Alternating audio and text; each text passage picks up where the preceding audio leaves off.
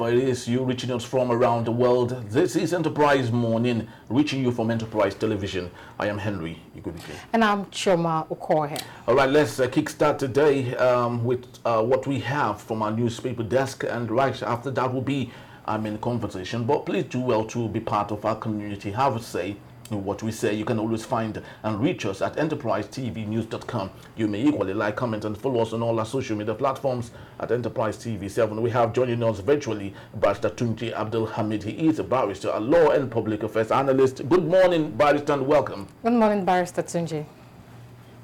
Good morning, thank you for having me. Thank you. All right, let's kickstart today with the first daily. Yeah, and we'll be starting with the Guardian newspaper. On the top strip, we have CBN fines 9 banks 1.35 billion naira for not dispensing cash via ATMs. Details are on page 3.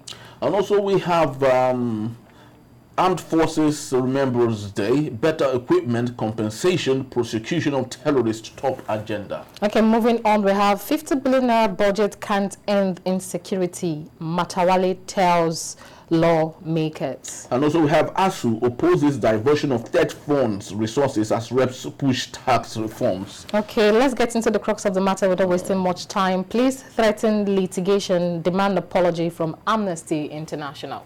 Barrister Tunji Abdulhamid, what is the way to go with this litigation pending, though, that because they threaten litigation, demanding apology from Amnesty because they actually published the death of some Nigerians that came out to protest during the End Bad Governance protest? Yeah, you see, if a publication is made and you believe that the publication is false or it defames your character, you have the right to approach the court for whatever redress you want to seek for. And before doing that, you can also write letter to that person or group for them to retract whatever they have said. And this is what I think this is what the police is saying. What are they saying? They were saying that the report by the Amnesty International regarding the End Bad Governance that happened recently, wherein they allege that the police manhandled the protesters. They breach their fundamental rights. They even claim that they spilled blood or so. The police is saying those are false allegations against them. If they believe in the false allegation, the police have the right to defend its integrity. If they believe that those allegations will rob on their integrity and confidence reposed on them by the people. So in order to protect their integrity, they are thinking of, they are asking the Amnesty International to retract their statement or thinking of going to court if they fail to retract the statement. But I think Amnesty International will not just bring up an allegation that they don't have any iota of evidence. I think by the time they write them, probably they will respond appropriately. And by the time they get to court, if they need be, they will bring out the evidence to support their allegation. But you who allege must prove. If you are alleging that they have done that, the body is on the Amnesty International to establish. But in this case, if the police is going to court, the body will change. The police will have to prove or establish that what Amnesty International has done have defamed their character, have reduced the confidence that people have in them. So the body is on them to establish that. So it is, and the body will now be shifted to the Amnesty International to provide a defense as to what they have said, whether rightly or wrongly, the court will determine. Okay. All right. Let's just wait. All right, very, very, very well said. But the truth remains that for some of us in the media, of course, we covered the events, we saw what happened. Some protesters were killed. It could be accidental or whatever it is, but most of them were killed as a result of gunshots, which obviously came from the Nigerian police force. Of course, it's still allegation and so on and so forth. But how do you think the world will see this? Don't you think this is stifling the freedom of speech by the Nigerian police force? I understand the Cybercrime Act has been amended last year, but don't you think this is further infringing on the rights of freedom of speech for Nigerians and civil society organizations? Yeah, no, the letter is not about the people talking. It's about Amnesty International. You know, they are not. Nobody is saying you cannot criticize. Nobody is saying you cannot say anything. They are saying that whatever you have said, if it's false, they have the right to protect their interests. So for me, the attempt it's not new that in Nigeria, when the protest is to happen, the police play a vital role in ensuring that, particularly when that protest will be against the government in power, they make so much effort to ensure that this protest will not hold. They will even go as far as getting an order of court to restrain you from carrying out the protest or restricting you to a particular route which is not in line with the law. So to an extent, I want to agree that sometimes the protest in Nigeria is being criminalized, and people are being seen as they treating it as an offense, and in an attempt to scare people from doing their fundamental rights. They have the right to assemble under the Constitution, but because of the threats, most times that comes from the security agencies, it looks like they want to force people from staying away from protesting. And it's not in line with our democracy. Democracy allows everybody to say his own. As long as you are not committing crime, as long as you are not saying things that are against the law, you have the right to assemble and do your thing peacefully. And the police, under our law, has the responsibility of providing you with security whenever those such rights is being exercised. Unfortunately, in our country, when it comes to asking questions from the government, it becomes an offense. But when it comes to supporting the government, you see that kind of protest, you'll be very free and nothing will happen. There won't be threat of it to be hijacked. But when it comes to anti-government, or people who are asking questions from the government, the police will tell you cannot do it because it will be hijacked. I don't know how they get that intelligent information most times regarding that. For me, the police need to be more professional in their job. They need to do so that people, in law, we say justice is not only to be done, must be seen to have been done. So if the police want people to have confidence in them and they have to trust them, they need to be more professional. They should not be seeing themselves as protectors of those men.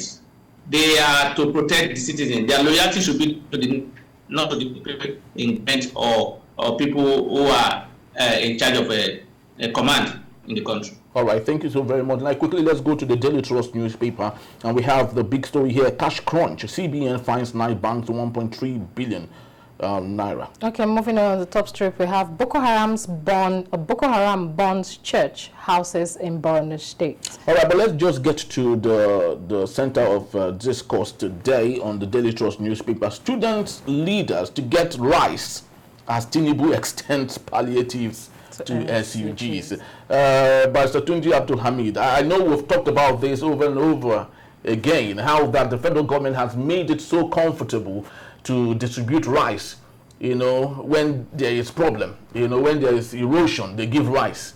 When there's a fight between husband and wife, they give rice. And now the SUGs are equally, are set to get rice. Please, what's your take on that? Eddie, you can see the reason why people fight and kill themselves to become a leader in the country. Because it's very juicy.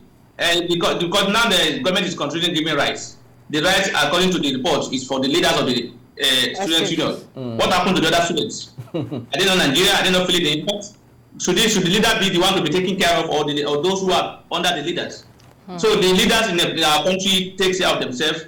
They make sure they are comfortable and they forget about it. So I don't know how much right they will be given to the leadership of the National Assembly. That will be enough for the entire students. Probably the gesture will be restricted to only the leadership of the NAS, and that is the reason you see people fight to become leader of at any place they are, because leaders enjoy more than the people. The way, this is not the way to go. Sharing rights or sharing anything as palliative, even to the entire country, but not even the leadership of leadership, is not the way to go. As far as I'm concerned, it's a waste of money. Because you won't see the impact on anybody. And as long as there's no impact or whatever you are doing, that is not good to that is not. We should not continue with it. There must be every policy that you bring out must have an impact, positive impact on the people. If you don't have that, you can't get it right. For me, I just see that an attempt as a political game. I see that an attempt by the government to bring the leadership of the national students to their fold, and indirectly in quote bind them so that whatever there's an issue, the National Assembly leadership, the student leadership will not have their voice. Because when you Yoruba, we say when you eat to do, you won't be able to say the truth. You know what they got to do? It's plantain. Yeah. Thank you very much. When you eat, let me say Yoruba, to buy dodo. So dodo. Once you eat plantain, you will say the truth. So and if you have taken you have been in other words, those things will be like a compromise because you have been settled indirectly as far as I'm concerned. So attempts by the government to give right to leadership of the National Assembly, I see it for me will be I will interpret it to mean an attempt to buy the leadership of the students union. Okay, Pastor Tunji, before we let you go, talking about buying the leadership of the Nigerian students, now ASU's demands have not been met, and very soon we never can tell. There could be another strike. If the policies of the government are to be felt, let's use the rice palliatives and the amount of money that, assuming it was channeled to the demands of ASU, will it have made a better impact than actually giving this palliative to the SUG? Of course, it will have made more impact. In fact, it will even reduce the claim by the ASU to say we are going to have the threat by ASU all the time that we are going to strike. I think their demand have been settled small. In other words, if you look at that, by the end of the day, when they give you the total cost of that right to the leadership of the National Assembly, you'll be amazed. You'll be having billions or hundreds of millions. So, and you will not see the impact. In fact, some of the leadership of the National Assembly of the state union too, we will tell you they don't have, they didn't see it. There are only a few people got it. And so, for me, the priority in this country should be getting right. We don't have our priority right, and that's why we're having what they're having. ASU has been on the neck of the government since 2009. They entered into an agreement in 2009, and that agreement is still pending. It has not been complied with. How much are we talking about? It's about priority. If the government prioritized that ASU issue, we will have gotten it out of our way. But because of the lack of priority, and that's why you see the kind of budgetary allocation being given to the education and other aspect of our life that is not commensurate. You can see.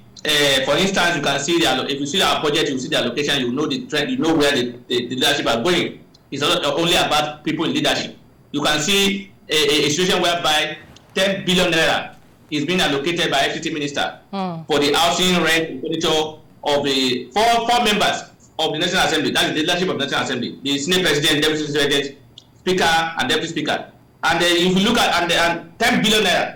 And the entire country, the government want to build 20,000 units of housing, and they are budgeting over 18 billion naira. You can see the difference.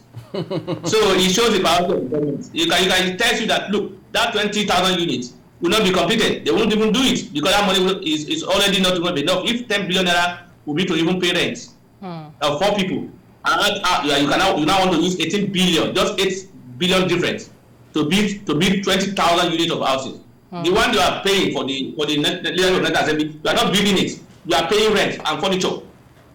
You just pay rent and furniture. It shows the priority of the government. Priority is what matters in our country, and that's why you see government buying luxury items for themselves. So until we have that priority right, we may not be able to move forward. Okay, thank you so much. Thank you so very much, Barrister Tunji Abdulhamid. We truly do appreciate you. Thank and you. Just to let you know that he will be here to take us on our main conversation this morning. Yes, and when we return, Defense Minister Matawali criticized 50 billion naira budget as inadequate to end insecurity. We'll be right back. Just stay with us.